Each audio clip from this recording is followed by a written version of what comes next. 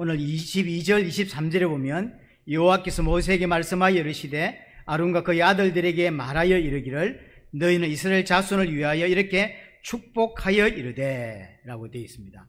하나님께서 모세를 통하여 명령을 합니다. 그 명령의 내용이 뭐냐면 아론과 그 아들들, 다시 말하면 제사장들이죠. 제사장들에게 나의 백성에게 축복 기도를 이렇게 하라라고 전달하라는 거죠. 그래서 오늘 24절, 25절, 26절이 제사장들이 축복하는 기도문이고요. 역사에서 보면 이스라엘은 공식적인 예배에서요 축도를 우리나라 말하면 축도죠. 이 축복 기도를 마지막 예배 마치면 반드시 이걸 했다고 합니다. 그래서 해당에서도 했고 또 자기들의 어떤 모임에서는 공식적으로 사용했던 기도문이라고 이야기를 합니다. 자, 22절, 24절, 25절, 26절이 핵심인데 이 축복문을 히브리어로 보면 아주 재미있게 되어 있는 게 뭐냐면 24절은 세 단어로 딱 되어 있어요. 우리나라 글로는 여호와는 내게 복을 주시고 너를 지키시기를 원하며 이렇게 되어 있지만 히브리어는 세 단어로 딱 되어 있어요. 그리고 25절은 5단어, 26절은 7단어. 이것도 의미가 있는 거예요. 하나님의 복이 우리를 향한 하나님의 복이 점점 더 크게 확장되고 있다는 것을 보여주는 것이고요. 또 하나 특징이 뭐냐면 24절, 25절, 26절을 보면 전부 다 여호와는이로 시작하죠. 실제로 첫 번째 24절에 여호와는이라고 나머지는 안 붙여도 여호와께서 말씀하시는 거라는 걸 알 수가 있어요. 그리고 일반 글에서는 안 붙입니다. 하지만 모든 절 시작에 여호와는 설명하고 여호와는 이야기하고 또 여호와는 이렇게 이야기하죠. 이는 강조하고 있다는 거죠. 강조하고 있다. 왜? 뭘요? 여호와가 복을 주시는 주체다라고 하는 것을 강조하고 있는 것입니다. 그러니까 제사장이 축복 기도를 하지만 제사장이 복을 주는 게 아니라고 하는 거죠. 누가 주는 거냐? 여호와께서 자기 백성에게 복을 주는 거다라는 것을 강조하고 있는 것입니다. 이게 굉장히 중요합니다. 시간이 지나면서 이 제사장의 축복 기도가 변질이 돼요. 내용이 변질이 되는 게 아니라 마치 제사장이 복을 주는 것처럼 느끼게 된다니까요. 쉽게 말하면 우리도 보면 목사가 기도해 주면 될 것 같고요. 목사가 기도해 주면 복을 받을 것 같은 그런 생각을 하거든요. 그 집을 사고 물론 좋은 의미죠. 목사를 불러서 기도해 주도록. 그건 좋은 의미입니다. 하지만 그 배경에 뭔가 목사가 와서 한번 이렇게 기도해 주고 옛날에 어떤 목사님이 성도가 차만 사면 와서 기도해 달라 그래가지고 보란듯이 내 바퀴에 손을 얹고 기도해 줬다고 이야기하던데 그런 성향이 성도들에게 한국교회 성도들에게 꽤 있어요. 뭐 좋은 거 물론 이제 목사님과 함께 하겠다는 것도 있는데 그 배경에 뭐가 깔려 있냐면 약간 변질된 제사장의 축복이 깔려 있는 거죠. 목사가 와서 뭐 좀 해주면 더 잘 될 것 같은 생각이 뭔가 있는 거예요. 근데 목사가 안 왔어. 사업을 개업했는데 안 왔어. 그럼 뭔가 섭섭하고 이거 목사가 와서 한번 기도해 줘야 돼 이런 생각이 있는 거죠. 점점 더 변질되는 거죠. 또 신령한 목사가 따로 있다고 생각하는 사람도 있습니다. 신령한 목사가 따로 있어가지고 그런 목사가 와서 손 얹어 기도해 주면 뭐 더 될 것 같고 이게 전부 다 성경과 무속신앙이 결합된 거예요. 좋은 게 아닙니다. 예수 그리스도 이름으로 내가 기도할 수 있는 거예요. 내가 그렇죠. 왜냐하면 우리가 이제 만인 제사장이 됐죠. 내가 하나님 앞에서 제사장이 되었습니다. 그래서 이제 제사장을 통해 가는 게 아니라 예수 그리스도를 통해서 막바로 갈 수 있기 때문에 굳이 제사장이 또 굳이 목사가 아니어도 되는 거죠. 신령한 사람은 없습니다. 역할이 있을 뿐인 거죠. 복 주시는 분은 하나님이다라는 사실을 이야기하고 있고요. 마지막 27절에서 한 번 더 강조합니다. 그들은 이같이 내 이름으로 이스라엘 자손을 축복해라. 내 이름으로 하는 것이지 제사장이 능력이 있어가지고 신령해서 하는 게 아니라는 거죠. 내가 그들에게 복을 준다. 제사장이 주는 게 아니라는 거죠. 내가 준다. 여호와 하나님이 복을 주는 거다라는 사실을 강조하고 있습니다. 그러면 왜 제사장을 통해서 합니까? 하나님이 직접 하시면 되는데 왜 제사장을 통해서 하시냐? 그것은 진짜 대제사장은 예수 그리스도이기 때문입니다. 하나님은 예수 그리스도를 통하여 우리에게 모든 것을 허락하십니다. 예수 그리스도를 통하여 구원을 허락하시고, 예수 그리스도를 통하여 기도하게 하시고, 예수 그리스도를 통하여 하나님을 알게 하시고, 예수 그리스도를 통하여 하나님을 누리고 하나님과 동행하게 하십니다.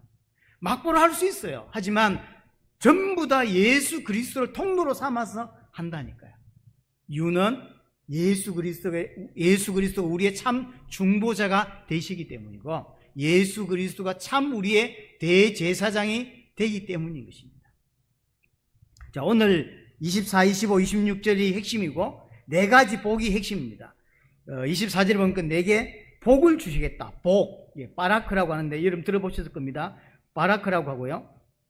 24절 후반부에 지키시며, 이는 샤마르죠. 창세기 1장에서부터 나왔던 단어죠. 샤마르, 지킨다, 보호한다, 이런 단어고요. 25절에 은혜 베푸시기를 원한다. 우리가 잘 아는 은혜라는 하나니라고 하는데 은혜고요.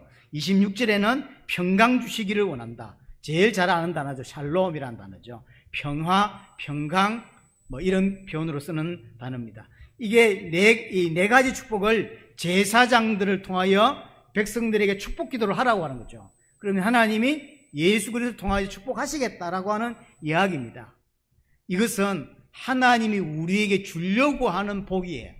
쉽게 말하면 우리가 하나님께로부터 받아야 될 복이라고 하는 이야기입니다. 이 복은 누굴 통해 오냐? 예수 그리스도 통해서 오십니다. 모든 하나님의 축복의 통로가 예수 그리스도입니다. 왜냐? 예수님 우리의 영원한 대제사장이기 때문이고, 예수님은 대제사장이기 때문에 지금도 영원히 하나님 앞에서 나를 위해 기도하고 계시죠. 우리는 기도를 멈출 때가 많고 우리는 기도하지 못할 때가 많습니다. 하지만 예수님은 영원한 우리의 대제사장이 되셔서 지금도 나를 위해 간구하고 계시고 기도하고 계십니다. 예수님 우리의 영원한 대제사장이다라는 이야기죠.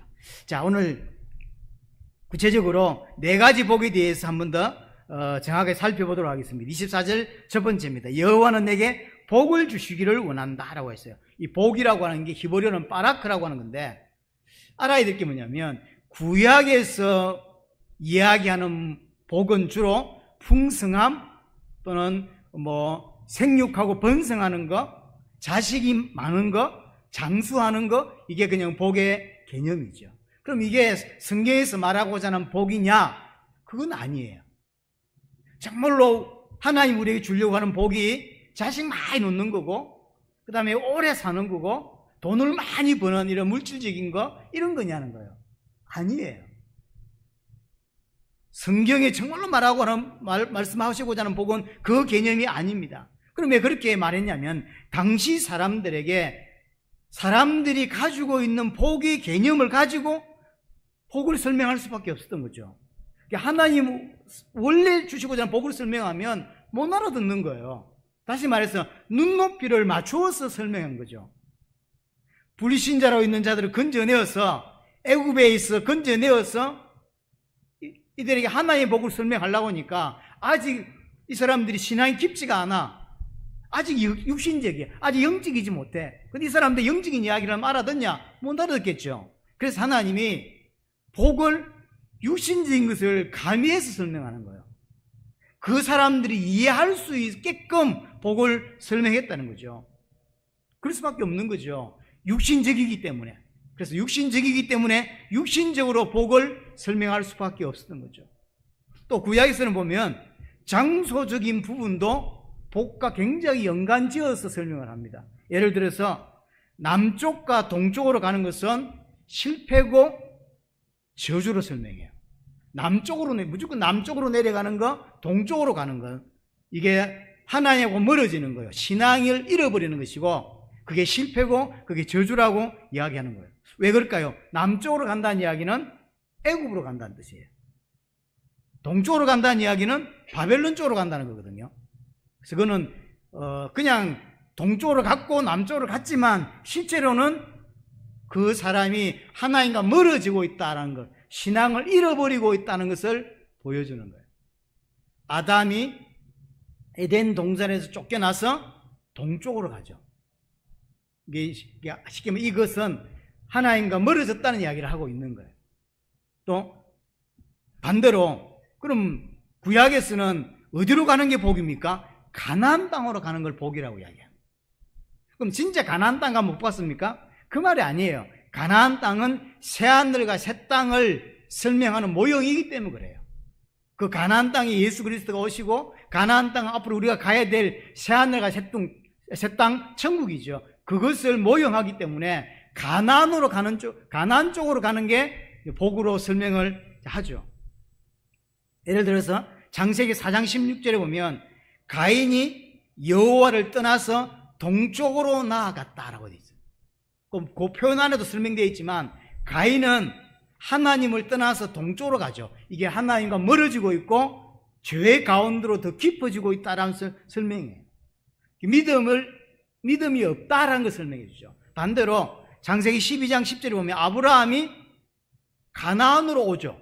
그러니까 하나님께로 점점점 오고 있어요. 그러다가 창세기 12장에 보면 다시 아브라함이 가나안 왔다가 애굽으로 내려갔다라는 표현을 쓰죠. 이게 실제로 그러면 그 가나안 땅에서 애굽 땅, 지금의 이집트 땅의 그 위치가 이집트가 더 밑입니까? 그래서 내려간 건가요? 아니에요. 내려갔다, 또 남쪽으로 갔다는 이야기는 하나님과 멀어지고 있다, 신앙을 잃어버리고 있다라고 하는 의미예요. 반대로 애굽에서 예루살렘을 향하여 올라갔다라고 하죠. 그럼 애굽에서 이집트가 땅이 낮고 애굽이 아니 그 예루살렘의 땅이 높냐? 그래서 올라간 거냐? 그 말이 아니에요. 나중에 예루살렘보다 그 위쪽에 있는 사마리아나 저 위쪽에 있는 쪽에서도 예루살렘을 향하여 올라갔더니라고 표현했거든요. 신약에서도 제자들이 예루살렘을 향하여 올라갔더니 이런 표현을 쓰거든요. 그 말은 예루살렘을 갔다는 뜻이고요. 하지만 그 말 안에 뭐가 포함되어 있냐면 이 사람의 신앙이 점점 깊어지고 있고 좋아지고 있다는 거예요. 아브라함이 정신을 차리고 이제 예루살렘을 향하여 나아갔다, 가나안으로 갔다라고 하는 것은 이제 하나님과 점점 가까워지고 있다, 믿음이 좋아지고 있다, 하나님을 진짜 믿는다라는 뜻이에요. 예루살렘을 위치가 높기 때문에 올라왔다는 표현을 쓰는 게 아닙니다. 이스라엘이 자기 땅을 떠나 어디로 내려갔더니 이럴 쓰거든요. 애굽으로 내려갔더니, 이 말은 애굽 갔다는 이야기지만 그건 애굽을 왜 갔냐? 믿음을 잃어버렸기 때문에 간 거예요. 그래서 성경은 특별히 구약 성경에서 신약에도 꽤 나옵니다만 올라갔다 내려갔다는 표현이 전부 다 믿음과 연관지어서 다 씁니다. 위치가 높은 게 아니에요. 위치가 낮은 게 아니에요. 그게 다 믿음하고 관계에 있고 하나님과 관계에 있어 설명하고 있는 것입니다. 그러면 성경이 말하고자 하는, 성경이 우리가 설명하는 복이 뭐냐? 그건 하나입니다. 하나님과의 올바른 관계를 맺는 것, 하나님과 나와의 관계가 올바라지는 것, 그걸 복이라고 말해요. 하나님께서 인간을 하나님 형상대로 만드시고 뭐 했죠? 복을 주셨다라고 하죠. 그러니까 하나님 형상대로 만들고 복을 주셨다는 이야기는 물질적인 복을 주셨다는 의미가 아니라 하나님과의 올바른 관계를 갖고 있다는 거죠. 하나님은 나의 아버지고, 나는 하나님의 자녀고, 하나님은 내 인생의 주인이고, 나는 그의 종이다. 하나님을 하나님으로 인정하며 살아야 된다라는 것을 깨달았다는 거죠. 그게 하나님과 함께하고, 하나님과 동행하고, 하나님과 교제하는 것. 그게 복을 받았다고 이야기하는 거예요. 그래서 하나님 누군지 알고, 그 하나님으로 하나님과 올바른 관계가 만들어진 상태, 하나님과 올바른 관계가 형성되어 있는 상태, 그걸 복이라고 말해요. 창세기 1장을 기록한 이유는 창조가 어떻게 됐다는 걸 설명하고 싶은 게 아니라 내가 믿는 하나님이 바로 창조의 하나님이다라는 사실을 깨닫게 하기 위한 거죠. 그 하나님이 나를 당신의 형성으로 만들었다는 사실을 깨닫게 하기 위함이고, 그럼 내 생명은 어디서 왔어요? 하나님께로부터 온 거예요. 하나님께로부터. 그래서 내 생명의 출발, 내 생명의 근원이 나에게서, 내 부모에게서 시작된 게 아니라 정확하게는 하나님께로부터 시작된 거예요. 그래서 내가 믿는 하나님은 창조주 하나님이고 모든 생사화복을 하복을 주관하시는 주권자이시고 나의 생명이 그분에게서 시작된 거예요. 나의 모든 내 생명의 출발점이 어디냐면 하나님이라는 거죠. 이 관계가 올바르게 형성되어 있는 것을 보고 복받았다라고 하는 거예요. 그게 복의 개념입니다. 그분이, 그 창조주 하나님이 나의 아버지예요. 나의 하나님이에요. 나는 그분의 자녀예요. 그분이 나의 주인이고 나는 그분의 종이에요. 그래서 그분과, 그 하나님과, 그 창조주 하나님과 그 아버지와 내가 함께 살게 된 것, 그게 복이고, 그 하나님과 함께 살고 함께 거하고 그 하나님과 동행하고, 그래서 그 하나님으로 인정하기 때문에 예배하고 하나님을 인정하기 때문에 기도하는 것, 그게 복의 본질인 겁니다. 그 복 때문에 다른 추가적인 복들이 생기기도 합니다.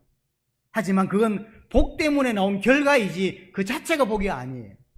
하나님과 올바른 관계가 형성된 것, 하나님이 누군지 알고 그 하나님이 나에게 있어서 어떤 분인지를 인정하고 그 하나님 올바로 예배할 줄 알고 이런 관계가 형성된 것, 그걸 보고 복이라고 이야기를 하는 것이고요.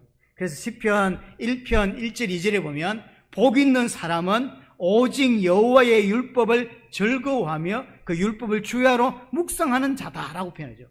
누가 복 있는 자냐? 돈 많이 가진 자가 복 있는 자냐? 그렇게 설명하지 않고 오직 여호와의 율법을 즐거워하고 그 율법을 묵상한다는 거죠. 무슨 말입니까? 여호와는, 하나님은 곧 말씀이에요.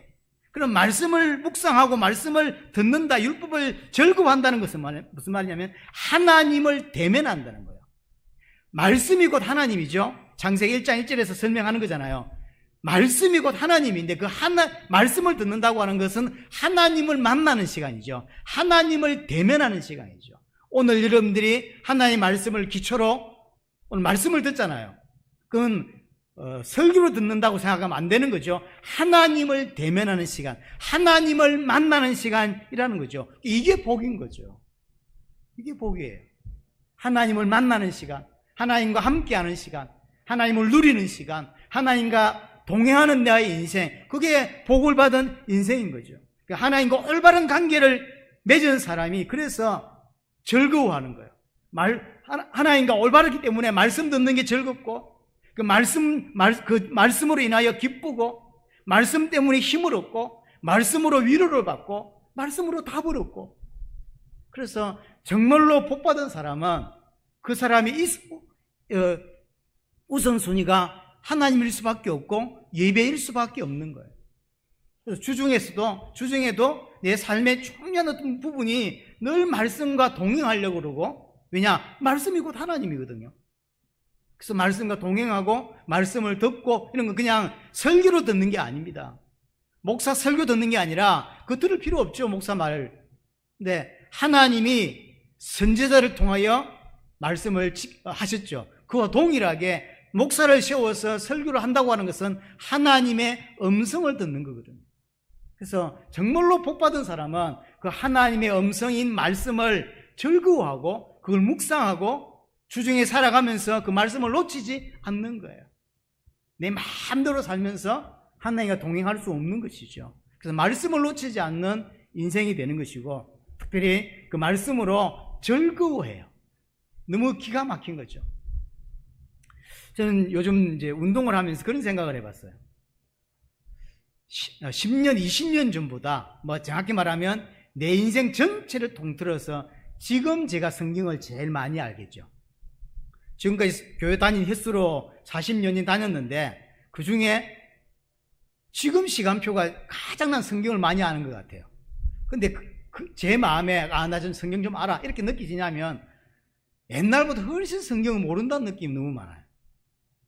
20년 전보다 성경을 내가 너무 모른다, 요즘 들어서 답답할 만큼 성경을 내가 잘 모른다 이런 생각이 들어요. 그러니까 자꾸 더 찾아보고, 또 어떤 메시지를 준비하다가 이런 말씀이었구나 깨달아졌을 때 오는 기쁨과 희열이 너무 큰 거예요.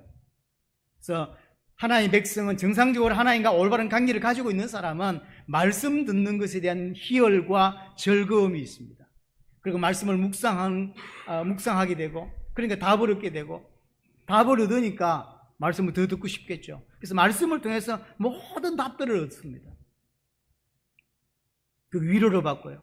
반대로 하나님과 함께 할 수 없는 상태, 그 상태를 저주받은 상태, 멸망의 상태, 죄의 상태라고 이야기합니다. 말씀이 없는 상태인 거죠. 말씀이 없는 상태란 말은 하나님이 내 인생에 없는 상태예요. 그 상태는 멸망의 상태인 거죠. 그게 저주의 상태예요. 아, 이번 주에 내가 설교를 못 들었구나, 그 말이 아닙니다. 설교하면 못 들을 수 있죠. 그게 아니라 자세히 보세요. 말씀이 내게 없다는 것은 하나님이 내게 없다는 거예요. 아, 내가 성경은 안 읽었다, 그 말이 아니라 하나님이 내게 없어요. 그게 멸망의 상태인 거예요. 그렇죠? 그래서 반대로 또 하나님 아는 것을 뭐라고 설명하죠? 구원이라고 설명하고 영생이라고 이야기하는 것이고, 그게 진짜 복의 시작이에요. 로또 당첨되는 게 복의 시작이 아니라 하나님을 아는 게 복의 시작이고 구원의 시작이죠. 그래서 그 하나님과 영원히 함께 사는 것이 구원의 완성이고, 하나님 우리에게 주시고자 하는 복의 또한 완성이에요. 복의 종착점이 어디냐면 하나님과 영원히 함께 살게 되는 것, 그거겠죠. 그러면 한 가지 생각해 볼 게 뭐냐면, 그러면 육신적인 복은 하나님이 주시는 복이 아닌가? 돈을 많이 벌었어요, 또 육신적으로 건강해요, 이런 육신적인 것은 그럼 하나님이 주시는 복이 아닌가? 아닐 수도 있고 맞을 수도 있습니다. 이게 무슨 말입니까? 하나님과의 올바른 관계 속에서 나왔다면 물질은 복인 거예요. 근데 하나님과 올바르지 않은 관계, 하나님과 단절되어 있고 하나님과 멀어져 있는 상태에서 만약에 물질이 내게 많이 부어졌다면 그 물질은 오히려 그 사람에게 저주가 됩니다. 그렇죠? 중요합니다. 이게 조건이에요. 그래서 그 자체가 중요한 게 아니라 내가 하나님과 어떤 관계가 있느냐, 어떤 관계가 형성되어 있냐에 따라서 물질은 축복일 수도 있고 오히려 저주일 수도 있습니다. 제가 지금까지 40몇 년, 근 50년 가까이 교회를 다니면서 단 한 번도 외에 없던 것 중에 하나가 뭐냐면, 물질이 많아지고 하나님과 멀어지는 사람이 대부분이었어요. 어려울 때는 하나님께서 이런 복을 좀 주셨으면, 하나님께서 이런 게 해주셨으면 했는데, 실제로 더 잘 살게 되었을 때, 지금보다 1000배, 100배 부자가 되었을 때 그 사람이 그 올바른 신앙으로 살아간 사람이 사실은 별로 없었어요. 희한하죠. 그 사람은 오히려 그게 저주예요. 차라리 가난했더라면 하나님께 무릎 꿇고 계속 하나님과 동행하는 삶을 살았을 건데, 좀 많이 생긴 돈 때문에 하나님과 멀어진다고요. 문제 아닌 것 때문에, 잘 산 것 때문에 사실은 하나님을 버리게 되는 일이 벌어졌죠. 그게 이스라엘 역사예요. 교회도 마찬가지입니다. 교회 역사를 한번 공부해 보세요. 교회가 힘을 가졌을 때가 역사에서 몇 번 있었습니다. 근데 교회가 힘을 가지고, 교회 안에 사람들이 전부 다 대통령이나 왕이나 이런 했던 시절이 있었잖아요. 중세 같은 때는 단 한 번도 타락하지 않은 적이 없어요. 희한하죠. 우리 생각에는 교회가 힘을 가지게 되고 엄청난 어떤 걸 가지게 되었을 때, 많은 정치적인 어떤 걸, 법을 결정하게 되고 그리고 위치에 됐을 때, 그럼 더 좋아질 것 같잖아요. 더 좋아질 것 같은데 반대예요. 교회는 100% 타락했어요. 교회가 힘을 가지면 100% 타락한다. 이상하죠. 그게 인간의 죄성이에요.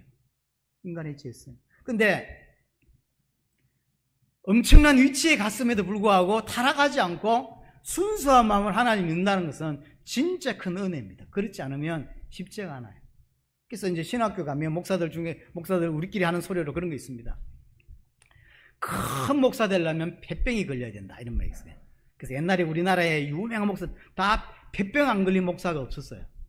그러니까 폐병 걸려야 큰 목사 된다는 뜻이 아니고, 하나님이 그 사람을 쓰시기 위해서 뭔가를 이렇게 잡은 거죠. 그리 않으면 안 엎드리니까, 그리 않으면 하나님 안 바라보니까.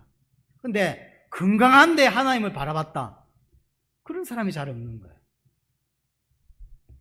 그래서 물질이 하나님이 주신 복이 맞냐 안 맞냐, 그 자체는 중요하지 않아요. 내가 하나님과 올바른 관계가 형성되어 있는데 물질을 가졌다면 그 사람은 하나님께 복을 받는 게 맞습니다.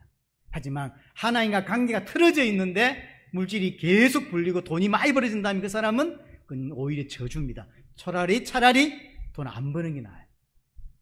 그렇죠? 집에 가난할 때는 남편이 아내가 주는 토큰 하나 가지고, 요즘 토큰 있나요? 제가 차 안 타본 지 오래돼가지고 토큰 가지고 성실하게 직장 다니는 사람들이 그렇게 다녔을 건데요, 이 사람이 갑자기 뭘 투자를 하더니 돈이 많이 벌어졌어요. 돈이 많이 벌었죠. 누가 그 버스 타고 다닙니까? 저 혼자 타고 샀더니 돈 많으니까요 딱 바람 피우기 시작하죠. 아내 입장에서는 어떤 남편이 나은 거예요? 성실하게 자식들 키우고 성실하게 기도하면서 와이프 사랑하고 이런 남편이 나은 거예요. 그래서 와이프한테 토큰 받아가지고 성실하게 집에 가고 대사 가고. 근데 돈을 벌어지더니요 와이프는 뒷전이요. 집에 들어오지도 않아. 돈만 보내줘. 내 보내주는 돈으로 잘 살아. 그럼 오만 여자들을 만나고 다니고. 어느 게 나은 거예요? 이상한 남자 된다니까요. 생각이 정리되어 있지 않고 믿음이 없는데 돈 많아지면 100% 바람피고 100% 타락하게 돼 있어요. 그게 인간이에요. 나는 안 그런데. 진짜요? 그렇지 않아요. 그래서 돈 벌기 전에 신앙부터 회복해야 되고 그런 것입니다. 만약에 하나님도 모르는데 부족한 것이 없어, 그러면요 영원히 하나님을 안 찾는 거예요. 그게 저주라니까요. 태어났는데 집안이 너무 빵빵한 집안이라, 돈 걱정 없는 그런 집안에 태어났어. 근데 그런 상태에서 하나님까지 몰라. 그럼 어쩌죠? 영원한 저주로 간다니까요. 그게 불행이에요. 하나님을 찾을 수밖에 없는 상황, 가정의 문제, 자식의 문제, 여러 가지 문제와 어려움, 그것 때문에 교회로 나오게 되고 그것 때문에 하나님을 찾게 되고 축복의 자리에 서는 케이스가 대부분인 거예요. 사실 하나님이 그 사람을 부르는 방법이 이것밖에 없어요.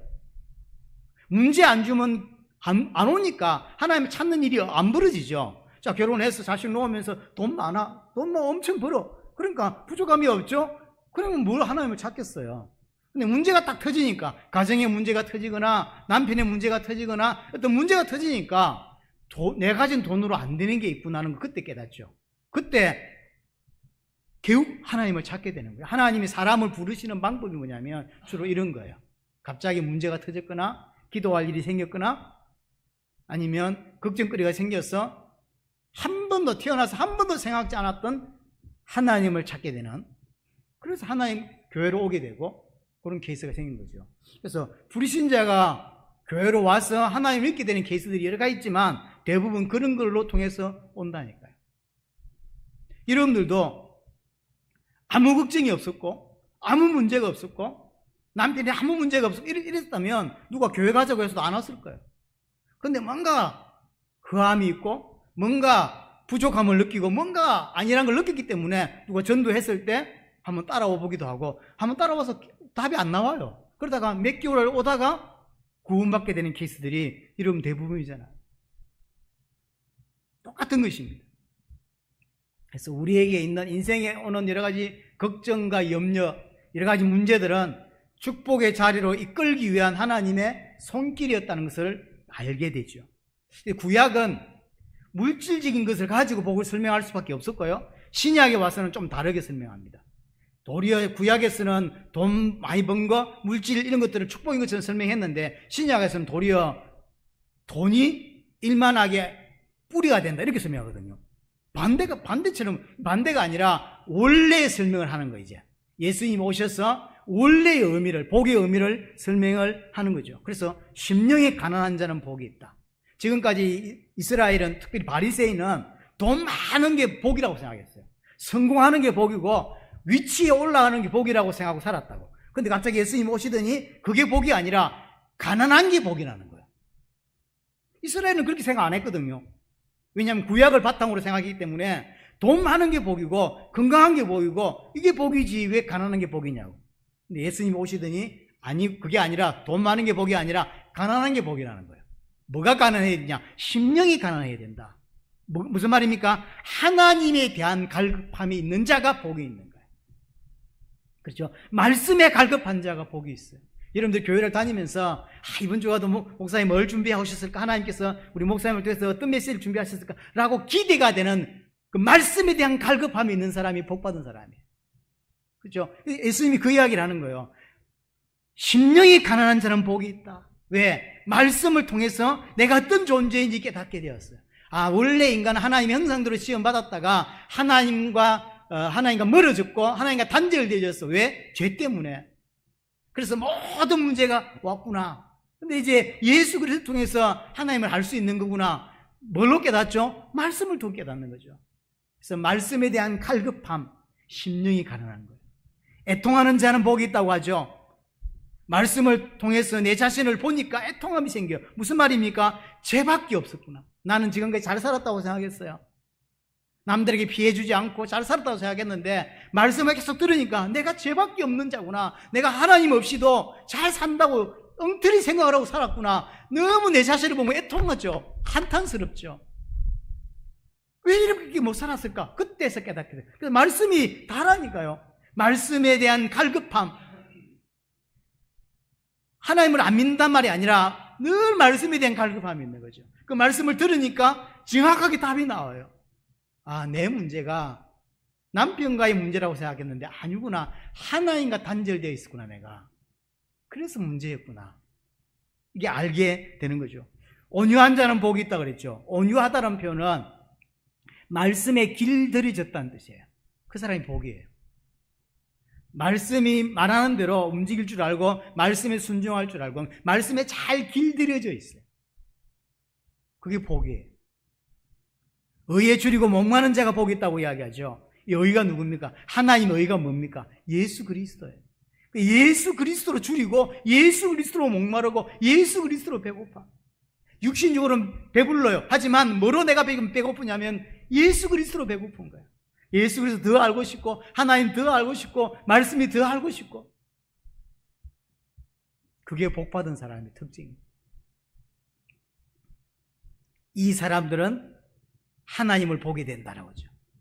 심령이 가난하고 애통하고 온유하고 의에 줄이고 목마른 자, 뭘 본다고요? 하나님을 보게 되고 하나님의 나라를 유업으로 얻게 된다.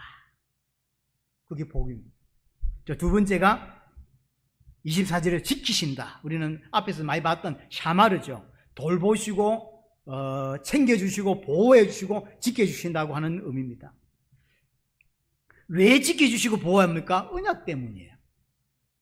하나님 우리를 돌보시기를 원하고 지켜주시겠다고 이야기합니다. 왜 그렇게 하시냐면 언약 때문에. 그러면 하나님과 우리가 맺은 언약 때문이냐? 정확히 말하면 아니요. 하나님 성삼위 하나님 삼위일체 하나님 간의 언약 때문이에요. 무슨 말이냐면 창세전에 하나님께서 하나님 백성을 택하기로, 그래서 구원하기로 언약을 당신들끼리 하셨던 거죠. 반드시 구원한다. 반드시 내 아들 삼겠다라고 언약하셨죠. 언제요? 창세전에. 그래서 그 언약 때문에 나를 지키고 보호하는 거예요. 샤마를 한다는 거죠. 그 언약을 지키기 위해서 이 땅에서 하나님께서 나를 보호해 주시고 인도해 주시고 돌봐 주시고 지켜 주신다는 거죠. 하나님이 원하시는, 우리에게 주고자 하는 복이 뭐냐면 하나님의 지키심, 하나님의 보호하심. 자, 세 번째가 은혜 베푸시기를 원한다라고 25절에 되어 있습니다. 우리를 하나님 자녀 삼아주시고 돌봐주시고 지켜주시는 그 자체가 사실 은혜인 거죠. 그렇죠? 우리에게 구원을 주시고 또 인도해 주신 자체가 하나님의 은혜입니다. 우리는 하나님의 자녀가 될 자격이 없는 자였습니다. 여러분은 자격이 있는 자였습니까? 그래서 구원받으셨습니까? 저는 아무리 생각해도 또 성경을 아무리 연구해도 우리는 하나님의 자녀가 될 자격이 없는 자였습니다. 구원받을 만한 자격이 없는 자인데 하나님 나를 구원하시고 하나님 자녀로 삼아주신 거, 그게 뭐라고요? 그게 은혜라고 하는 거예요. 자격이 있는 것, 자격이 있어서 그 자리에 간 것은 은혜가 아니에요. 근데 자격이 없는데 그 자리에 갔다고. 나는 하나님의 자녀가 될 자격이 없는데 하나님 자녀로 삼아주셨다고. 우리가 성도가 될 자격이 없는데 성도로 삼아주셨다고. 그걸 보고 은혜라고 합니다. 그래서 예수님이 믿어지는 게 은혜 중에 은혜입니다. 그렇죠? 은혜 중에 은혜. 왜냐하면 교회를 오래 다녀도 하나님이 안 믿어지는 사람이 있습니다. 예수가 안 믿어져요. 안 믿으려고 하는 게 아닙니다. 교회를 다니면서 난 끝까지 안 믿어야지, 목사 설교를 반박해봐야지, 이래서 교회 다니는 사람도 있겠지만 대부분은 그렇지 않아요. 설명을 좀 들어보고 나도 저 사람처럼 교회 한번 가봐야지, 나도 하나님 믿어봐야 되겠다 싶어 교회 왔는데 몇 년을 다녔는데 안 믿어지는 거예요. 안 믿으려고 하는 게 아닙니다. 안 믿어져요. 이 사람의 특징이 뭐냐면 일단 말씀이 안 들립니다. 내가 오늘 각오하고 집중하면 약간 집중이 되지만 말씀이 안 들려. 계속 딴 생각해요. 그래서 이 설교 1시간 동안에 전 세계를 몇 바퀴 돌죠 막. 그러니까 안 들린다니까. 안 들려요. 그러니까 이제 말씀이 안 믿어지는 거죠. 이게 내 마음대로 안 돼요. 어떤 사람은 왔는데 그냥 하나님이 믿어져요. 이래서 나를 하나님께서 부르셨구나 이렇게 믿어지는데, 어떤 사람은 수년을 교회 다니는데도 이게 안 믿어지는 거예요. 그게 내 마음대로 되냐고요. 그래서 하나님이 믿어지고 예수님이 믿어지고 말씀이 들린다, 이게 은혜라고. 딴 게 은혜가 아니라 하나님이 믿음 주셔야만 사실은 믿을 수 있는 겁니다. 성령께서 우리에게 은혜를 베풀어 주셔야만 우리에게 믿음이 주어지는 거예요. 내 마음대로 사실 안 되죠. 사실 하나님이 은혜 주셨기 때문에 구원받은 것이고, 하나님이 은혜 주셨기 때문에 믿어지게 된 거고요. 오늘 25절 26절에 보시면 이렇게 되어 있습니다. 여호와는 그의 얼굴을 내게 비추사, 얼굴을 내게 비추사 이렇게 되어 있죠. 26절에도 여호와는 그의 얼굴을 내게를 향하여 드사, 얼굴을 비추사, 얼굴을 내게로 향하여 드사라고 이런 표현을 씁니다. 이게 반대 표현이 뭐냐면 하나님이 얼굴을 숨기신다. 숨기신다는 말은 숨었다는 뜻이 아니라 하나님이 진노하신다는 뜻이에요. 우리에게 얼굴을 향하여 드사 이런 건 좋은 뜻이고요, 하나님이 우리를 향하여 얼굴을 숨기셨다는 말은 진노하신다라는 뜻입니다. 자, 신명기 31장 한번 가보겠습니다. 민수기 다음에 신명기 31장.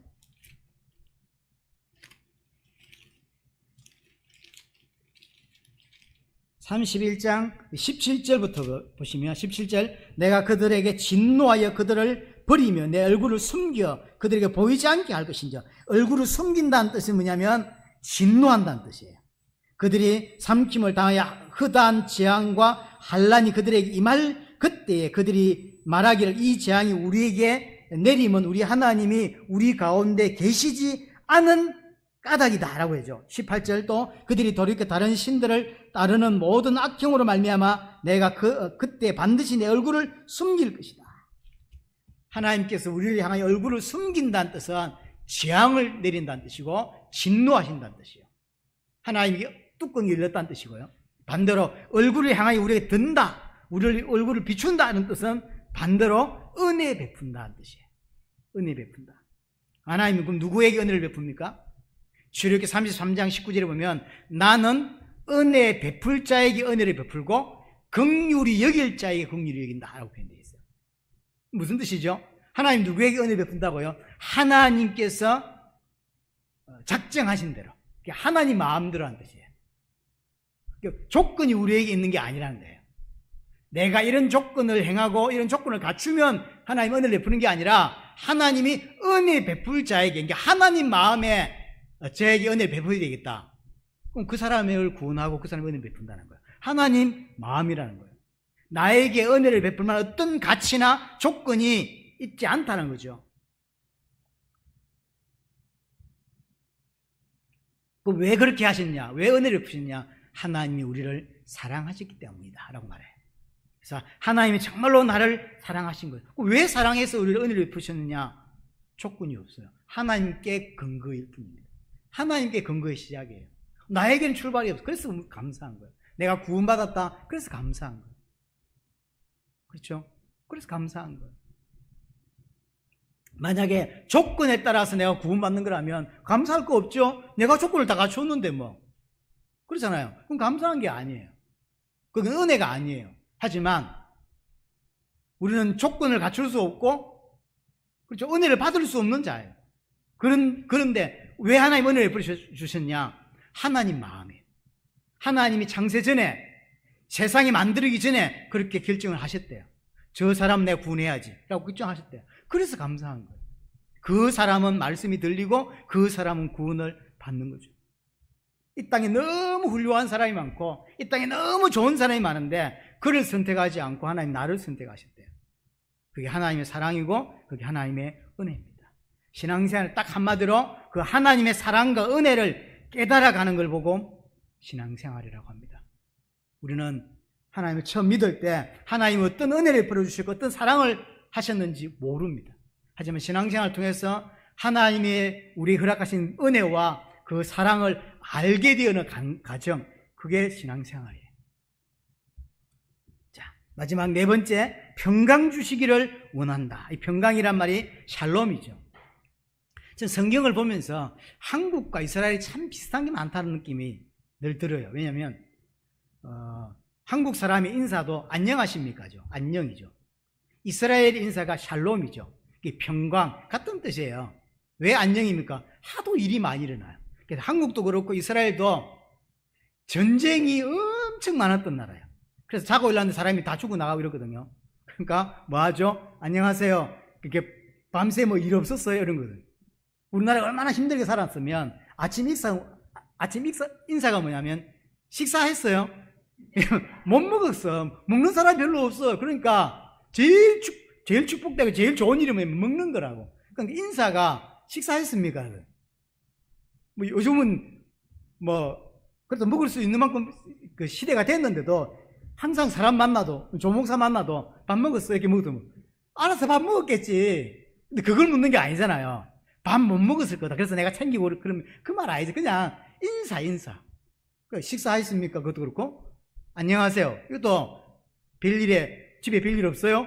전쟁 나가서 안 죽었어요? 뭐 이런 거거든요. 이게 사실은 이스라엘도 안녕이라고 하는 이 샬롬이라는 게 평화, 평강, 우리나라로 말하면 안녕이죠. 그런 의미에서 비슷한 거죠. 근데 오늘 네 가지 복인데 사실 따지면 하나예요. 하나님께서 복을 주시고 또 지키시고 은혜 베푸시는 가장 최종적인 목적이 뭐냐면 샬롬인 거예요. 우리에게 평강을 주고자 하는 거죠. 그래서 하나님이 은혜 베풀어 주시는 모든 것의 종착점, 목적이 뭐냐? 샬롬이에요. 우리에게 평화를 주시기 위해서죠. 그럼 여기서 말하는 평강, 여기서 말하는 샬롬이 뭐냐면 내 모든 산 영역에서 온전한 평화의 상태가 되는 걸 말해요. 이게 평화가 풀로 가득 찬 상태, 평화가 충만한 상태를 샬롬이라고 이야기하는 것입니다. 그래서 온전한 샬롬의 상태를 우리에게 만들기 위해서 하나님 복을 주시고 지키시고 은혜를 베풀어 주신다고. 그럼 인간에게 우리에게 왜 평화가 깨졌냐 말이에요. 인간에게 왜 평화가 깨졌습니까? 결핍 때문이에요. 결핍. 왜 결핍이 생겼습니까? 하나님과 단절되었어. 왜 단절되었습니까? 죄 때문에. 하나님 앞에 죄를 지어서 하나님과 단절되었고 그 단절의 결과로 결핍이 생긴 거죠. 결핍이. 쉽게 말하면 늘 부족하다고 느끼는 거예요. 돈 엄청 많은데 이만하면 됐다 이런 사람이 없어요. 우리가 생각할 때 한 100억만 벌면 되겠다 싶지만 100억 번 사람은 100억 됐다 이제 더 이상 필요 없다 이런 생각하냐? 그렇지 않아요. 200억 벌고 싶고요. 1000억 벌고 싶고요. 남들이 따라오지 못할 만큼 돈을 벌고 싶어요. 그게 돈이 모자라서가 아닙니다. 하나님과 단절되기 때문에 근본적인 결핍 때문에 오는 이야기인 거예요. 그럼 돈을 많이 벌어야 될 게 아니라니까요. 뭐 해야 되죠? 하나님을 만나서 그 결핍을 해결해야 되는데 하나님 만날 생각은 안 하고 결국 돈 벌 생각만 하는 거예요. 그걸 해결 안 되는데. 그래서 그 결핍 때문에 항상 부족하다, 나는 모자란다 라고 생각하기 때문에 뭐가 생기냐면 싸움이 생기고 전쟁이 생기고 평화가 깨지는 거야. 내가 가진 것을 부족해. 저 사람 거 뺏어야 되겠어요. 그래서 일어나는 게 싸움이고 전쟁이라고. 만족하면 전쟁이 안 일어나요. 그러니까 천국은 전쟁이 왜 없냐면 그리스도로 완전 만족해. 풀 상태. 온전한 평화의 상태가 됐기 때문에 더 갖다 줘도 안 받습니다. 필요 없어요. 그렇죠? 더 필요 없다니까. 온전히 하나님으로 채워졌기 때문에 더 이상 필요 없어요. 금도 필요 없고 다이아몬드도 필요 없고 다 필요 없는 상태. 그게 천국이라. 그래서 전쟁이 없어요. 있는 거 다 다르다고 퍼주려고 하는 거. 그게 천국인 거죠. 인간에게 온 결핍은 절대로 돈으로 물질로 채워지지 않습니다. 왜? 하나님과 단절했기 때문에 온 결핍이기 때문에 하나님을 채워야 돼요. 그래서 심령이 가난한 자는 복이 있는 거예요. 그 말씀을 통하여 내게 왜 그런 어려움이 왔는지 아는, 그래서 애통하는 자, 이 죄 때문이었구나, 내가 하나님을 몰랐구나, 그래서 깨닫게 되는 자, 그래서 말씀에 온전히 길들여진 자, 온유한 자가 복이 있을 수밖에 없는 것이고, 의에 줄이고 그리스도로 줄이고 하나님으로 목말라 하는 이 사람이 사실은 복받은 사람인 거예요. 그래서 하나님 우리에게 정말로 주려고 하는 것은 샬롬입니다. 그것도 온전한 샬롬, 절대적 평화가 찾아오는 온전한 샬롬. 그럼 이 온전한 샬롬은 하나님과의 올바른 관계에서만 일어나게 돼요. 물론 이 땅에서는 온전하지 않습니다. 다만 시대마다 어떤 사람들마다 약간의 온전하다고 느껴질 만한 것들을 누렸던 사람들이 가끔 있기는 합니다. 예를 들어서 초대교회 때 로마에 의해서 많은 사람이 죽어나가는데, 제가 읽은 글 중에 하나가 어떤 사람이 자식들과 함께 사자에게 뜯겨 죽는데 자식이 얼마나 무서워요. 그럼 본인은 안 무섭겠습니까? 자식만 무섭고 지는 안 무서울까요? 지도 무서워요. 그런데 아이의, 제가 읽은 글인데 눈물이 나더라고요. 아이의 눈을 가리면서 잠시면 돼, 잠시면 하나님 품에 가. 그래서 죽어요. 예수 믿는다는 딱 그 이유 하나 때문에. 우리는 다 알 수 없지만 그때 그 사람에게 하늘의 위로와 하늘의 평강이, 하늘의 샬롬이 임했다고 봅니다. 그러니까 너무나 두려울 수밖에 없는, 너무나 어려울 수밖에 없는, 우리 한국에서 수많은 선교사들이 와서 그렇게 죽어나갔고 그렇게 숨겼던 사람들이 막 악바리로 덤벼봐 이러면서 순교했겠습니까? 그 하늘의 위로를 받으니까, 하늘의 샬롬을 받으니까. 이 땅에서는 그 온전한 샬롬을 얻을 수 없지만, 하지만 간간히 그런 은혜들을 받은 사람이 있는 것 같고요. 우리도 그 은혜 속으로 계속해서 한 걸음씩 나아가야 되는 것이죠. 그럼 이거 언제 이게 완성되냐 할 때, 하나님과의 온전한 관계 속에서만 이 샬롬이 나오는 것이죠. 그래서 하나님 정말로 최종적으로 우리에게 주시려고 하는 게 뭐냐면 샬롬이에요. 오늘 4가지 이야기를 했지만 복을 주시겠다, 지키시겠다 라고 이야기하셨고, 세 번째가 뭐였죠? 은혜를 베풀어 주시겠다 했고, 그 다음에 평화인데, 이 전체가 결국은 하나님과 나의 온전한 관계 속에 일어나는 샬롬인 거죠. 이 모든 복은 예수 그리스도를 통하여 받게 된다는 거죠. 예수 그리스도를 통하여. 어째서 그러냐? 오늘 27절 때도 내 이름으로 이스라엘 자손을 축복하라고 그랬죠. 내 이름. 예수님이 아버지의 이름으로 왔어요. 요한복음 5장 43절에 보면 나는 아버지의 이름으로 왔다. 왜? 우리에게 샬롬을 주시기 위해서. 요한복음 10장 25절 내가 내 아버지의 이름으로 행한다. 예수님은 이 땅에서 오직 아버지의 이름으로만, 아버지의 뜻대로만 행했던 거죠. 왜 그렇게 했냐? 하나님은 창세전부터 자기 백성에게 복 주시려고 예수 그리스도를 통해서 그렇게 하셨다는 것이죠. 그래서 하나님을 알고 하나님을 인정하고 하나님과 올바른 관계를 맺는 것이 복의 근원입니다. 하나님이 나의 아버지고, 하나님이 나의 주인이고, 하나님이 나의 왕이시고, 나의 모든 것이 된 관계, 그 하나님과 올바른 관계를 맺고 있는 것. 그래서 진짜 복은 한마디로 말하면 예수 믿는 거예요. 그게 진짜 복입니다. 하나님의 자녀가 된 것이 이 땅에서 누리는 진짜 복이라는 사실입니다. 이 진짜 복의 축복을 일주일 내내 누리게 되는 은혜가 있게 되기를 바랍니다.